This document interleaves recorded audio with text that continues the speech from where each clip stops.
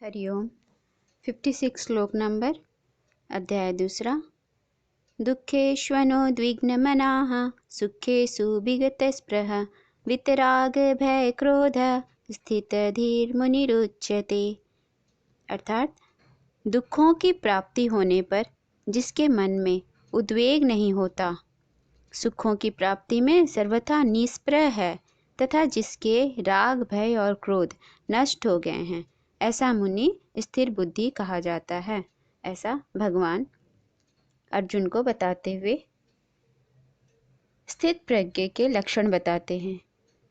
आपको 18 श्लोक के अंदर में यहाँ से लेके पूरा अंत तक जो 71वां श्लोक तक है, वहाँ तक आप 18 श्लोक में जो लक्षण बताए हैं भगवान अर्जुन को, वो साधक और सिद्ध दोनों के लिए ही है और ऐसी सुविधा गीता में ही दी गई है। आप ध्यान देके देखेंगे कि इसके जो लक्षण हैं वो इन श्लोकों के बीच 18 श्लोकों के बीच 14-15 लक्षण गिनाए गए हैं। मैं उन लक्षणों के बारे में बताती हूँ, उसके बाद इसकी चर्चा करूँगी। लक्षणों में सबसे पहले आपको ये बताया जाएगा, पहला है संपूर्ण कामनाओं का त्याग, जो आप पिछला वाला श्लोक में देखे थे। संतुष्ट रहना दूसरा। तीसरा है दुखों की प्राप्ति में उद्विग्न ना होना। चौथा सुखों की प्राप्ति में निष्प्रह रहना। पांचवा राग रहित होना। छठा भय रहित होना और सातवां है क्रोध रहित होना। आठवां स्नेह रहित होना, स्नेह यानी ममता आसक्ति का भी न होना। नौवां शुभ प्राप्त होने पर प्रसन्न नहीं होना और 10वां है अशुभ की प्राप्ति में भी दुखी नहीं होना। 11वां लक्षण है इंद्रियों का निग्रह रखता है, स्थित प्रज्ञ पुरुष। और 12वां है बुद्धि में स्थिरता रखता है। 13वां है विषयों में आसक्ति नहीं रखता। 14वां उसकी बुद्धि निश्चयात्मिक बुद्धि होती है, वो दृढ़ होता है। और 15वां में बोलते हैं वह परम शांति को प्राप्त होता है। इन 15 लक्षणों को हमारे अंदर भी समाहित करना है, विकसित करना है। तो पहला वाला अगर ये देखें, दुखों की प्राप्ति होने पर जिसके मन में उद्वेग नहीं होता, दुखों की प्राप्ति होने पर मन में आकुलता नहीं होती। हमारे दुख कितने प्रकार के हैं? आदि दैविक, आदि भौतिक और आध्यात्मिक, 3 प्रकार के ताप बताए गए हैं भागवत में। अभी जो भी संसार में ये जो भूकंप आ रहा है, साइक्लोन हो रहा है, महामारी आदि दुख आ रहे हैं, इसे आदि दैविक दुख कहेंगे। जो भी इस संकट काल में भौतिक दुख आ रहे हैं, अपनों से बिछुड़ने का, वियोग होना, श्रमिकों का, नर्सों डॉक्टरों की पीड़ा आदि, ये सब आदि भौतिक है। और तथा जो आप जैसे साधकों की पीड़ा है, परमात्मा प्राप्ति का तड़प, मंदिर का बंद होना, प्रभु का दर्शन नहीं होना, यह आध्यात्मिक पीड़ा कहलाती है। और ऐसा वह दुख भी स्थित प्रज्ञ को नहीं होता। ऐसा दुख भी आध्यात्मिक दुख, चाहे आदि भौतिक हो, चाहे आदि दैविक हो या आध्यात्मिक हो, वो स्थित प्रज्ञ को नहीं होता। क्यों नहीं होता? क्या उसके अंदर संवेदना नहीं होती? नहीं, होती है, किंतु क्योंकि उसके अंदर, कहने का तात्पर्य यह है कि वो अपने आध्यात्मिक दुख को भी ईश्वर को समर्पित कर देता है, ईश्वर के ऊपर छोड़ देता है। प्रभु तुम्हारी मर्जी जैसी हो। स्थित प्रज्ञ को तीनों प्रकार के दुखों से उसके मन में उद्विग्न नहीं होता। दुख को प्राप्त नहीं होता। ये नहीं इसका मतलब कि वो संवेदनशील नहीं है, लेकिन वह उस अपरिवर्तनशील परमात्मा तत्व से संबंध जोड़ लिया है।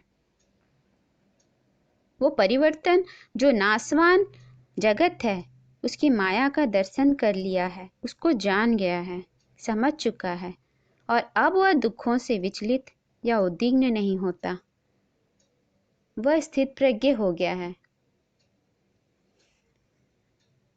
वो जानता है इस जगत में जो भी हमारा कार्मिक अकाउंट होता है, मिलता है हमको, वो 2 गुना होकर मिलता है, हमारे कर्मों का फल।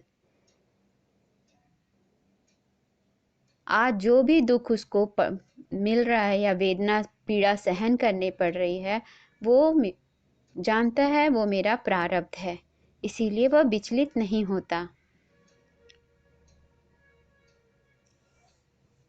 आगे बताऊंगी। सुखों की प्राप्ति में सर्वथा निस्पृह है। हरिओम। हरिओम। आगे कहते हैं भगवान, सुखेषु विगत स्पृहा, यानी सुखों की प्राप्ति होने पर भी वह पुरुष निस्पृह होता है। और वितराग भय क्रोध स्थित धीर मुनि रुच्यते, मतलब उसके जिसके राग भय और क्रोध नष्ट हो गए हैं। किसके? स्थिर बुद्धि पुरुष के राग भय और क्रोध बीत गए हैं, ऐसा वो वितरागी हो जाता है। ऐसा मुनि स्थिर बुद्धि है। संसार में देखा जाता है कि किसी को थोड़ा सा भी अच्छी खबर सुनने को मिले तो वह उससे गुड न्यूज़ कहकर सभी को सुनाता और खुश होता है। इससे बड़ी कोई खुशी, थोड़ी और बड़ी खुशी मिल जाती है तो बड़ा प्रमोशन वगैरह कुछ तो पार्टी वगैरह देते हैं, बिना दिए तो काम नहीं चलता उनका। और उससे कोई बड़ी जिसकी संभावना ही ना हो, जो वो सपने में भी सोचा ना हो, ऐसी कोई बड़ी उपलब्धि जैसे लॉटरी आदि निकल आए, तब तो वह पल भर के लिए मूर्छित ही हो जाता है, बेहोश ही हो जाता है। साधारण भाषा में बोलूँ तो हार्ट अटैक ही आ जाता है। किसी किसी का ये सुखों की प्राप्ति होने पर साधारण मनुष्यों की दशा इसी तरह की होती है।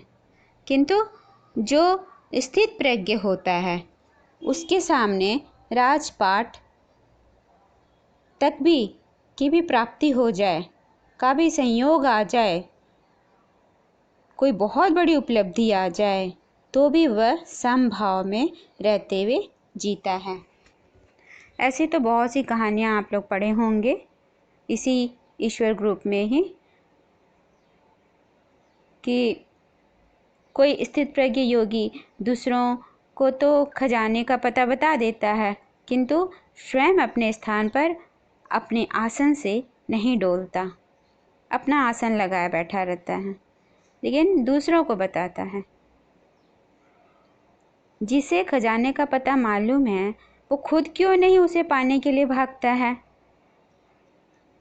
जो खजाना खोजने जाता है वो आके कभी योगी से पूछता नहीं कि महाराज आप क्यों नहीं गए खजाने के पास, आपको यहाँ पर बैठे बैठे कौन सा खजाना मिल गया जो आप यहीं पर बैठ के संतुष्ट हो। क्योंकि उसे जो खजाना, जो धन प्राप्त हो रहा है स्थित प्रज्ञ को, स्वयं के अंदर ही वह धन परम धन है, वो शाश्वत के प्रति है, उसे शाश्वत प्राप्त है। वो क्षणिक के पीछे क्यों दौड़ेगा, उसे पता है जिसे पाकर उसे और किसी चीज़ की भी इच्छा या स्पृहा तक नहीं होती।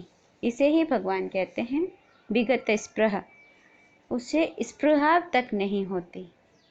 आगे भगवान कहते हैं, तथा जिसके राग भय और क्रोध नष्ट हो गए हैं।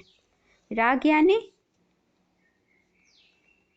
यानी आसक्ति, जब हमें किसी चीज़ की कामना होती है तो उससे हमारा राग हो जाता है, और उसे प्राप्त करने में जो बाधा पहुंचाता है, अगर उसको हमें प्राप्त करने में कोई बाधा, तो वह अगर हमसे बाधा पहुंचाने वाला व्यक्ति छोटा है, तो छोटा हुआ और शक्ति से उम्र से कम है, तो उस पर हम क्रोध करेंगे।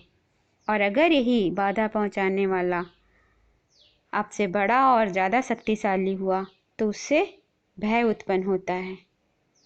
तो कहने का तात्पर्य यही है कि राग के साथ साथ भय और क्रोध आते ही हैं, जरूरी है।